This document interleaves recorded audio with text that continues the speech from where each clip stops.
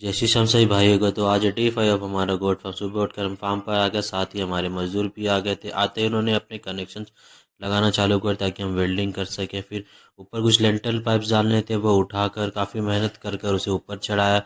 काफ़ी मेहनत लगी उसमें भी। ऊपर चढ़ाते ही फिर हम इस तरह आगे का लेंटल पाइप लग चढ़ा दिए थे। फिर हम पीछे की ओर चले गए। पीछे की ओर भी हम लेंटल पाइप चढ़ाना था, वहाँ भी काफ़ी मेहनत लगी। मेहनत लगते ही फिर हमने उसे वेल्डिंग कर दी ताकि वो सेट रहे।